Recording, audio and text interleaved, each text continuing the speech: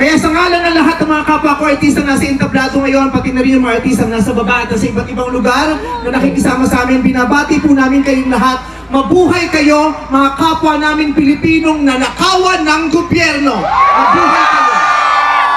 Yan ang pagbati natin sa isa't isa. At para sa lahat naman ng mga politiko at bahagi na ng gobyerno na nagnakaw sa atin, nagnanakaw sa atin, mga nakatingin habang may nagnanakaw sa atin, mga kasama ng mga nagnanakaw sa atin, mga alam na may nagnanakaw pero hindi nagsasalita, mga kasama ng mga nagnanakaw, mga nagtatago ng magnanakaw, isa lang ang gusto namin sabihin sa inyong lahat. Patawad kay Father pero putang ina ninyo! Kaputa-putahan ang mga putang ina nyo! Katatapos ng mga misa, pero Panginoon, patawarin nyo kami, pero totoo yan. Ito ang wika ng lahat ng mga Pilipinong ninakawan. Putang ina nyo! Putang ina nyo! Putang ina nyo! Putang ina nyo! Putang ina nyo! Ina nyo! Tapos na ang panahon ng mga bababait at ng mga resilient.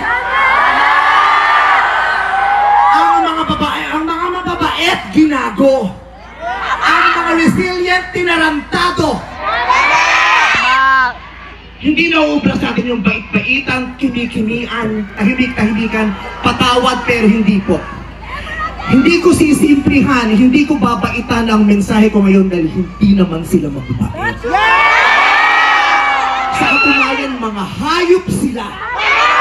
So bakit natin babaitan ang mensahe natin? Hindi natin kakalmahan ang mga salita at kilos natin dahil deserve nila ang galit, ang pikon at puot ng mga nanakawang Pilipino. Hindi tayo pwedeng kumalma. Hindi pwedeng iiyak lang. Hindi pwedeng magtitiis lang, hindi tayo kakalma. Hindi ko kayang maging magalang sa kanila dahil mga bastos sila. Mga salaula sila at mga baboy sila. Hindi natin kayang maging mabait sa kanila dahil mga walang iya sila. Hindi pwede. Hindi pwede. Yung mabait ka lang, mabuting asal ka. Hindi uubra sa kanila ang mabuting asal at mabait lang kasi nga mga demonyo sila. Kaya tama yan. Sumigaw lahat ng galit. Lahat ng galit na galit. Ang hindi matatapos ang galit bukas.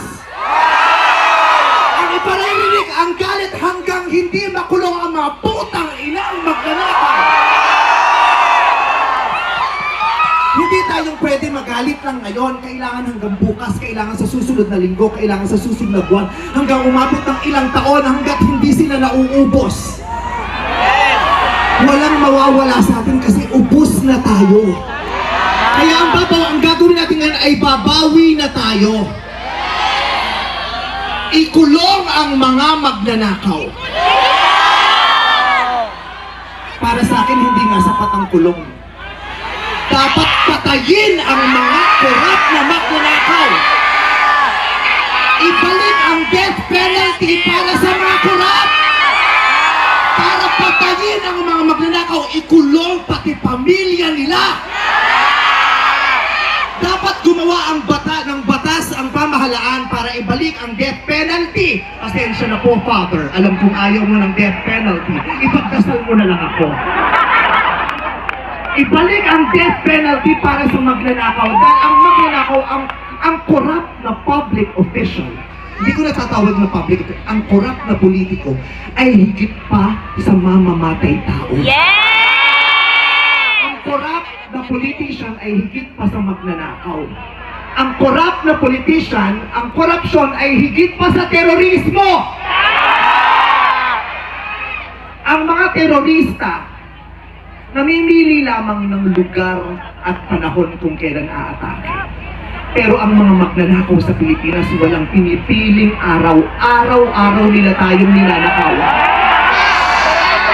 At ang inaatake ng mga terorista, yung mga iba ang pananampalataya, iba ang paniniwala, iba ang lahi.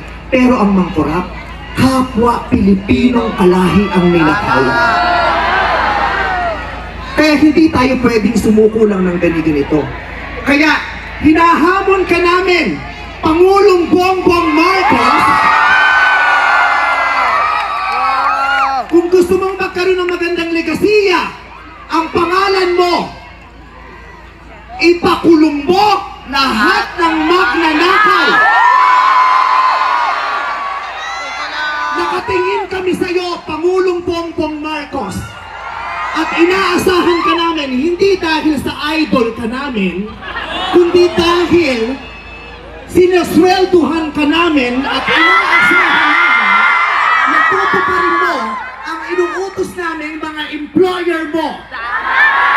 Kami ang nagpapasahod sa inyo, tapos na ang panahon na natatakot tayo sa gobyerno.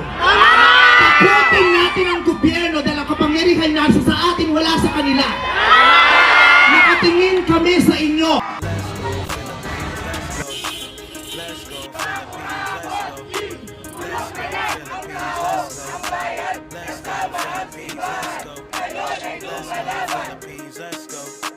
Let's go Philippines, let's go. Let's go Philippines, let's go. Let's go Philippines, let's go. Let's go Philippines, let's go. Let's go Philippines, let's go. Let's go Philippines, let's go. Let's go Philippines, let's go.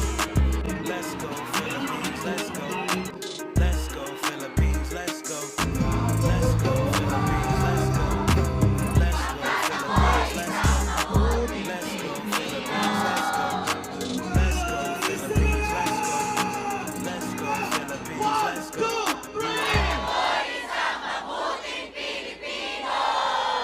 Nagsisilbi ka dapat!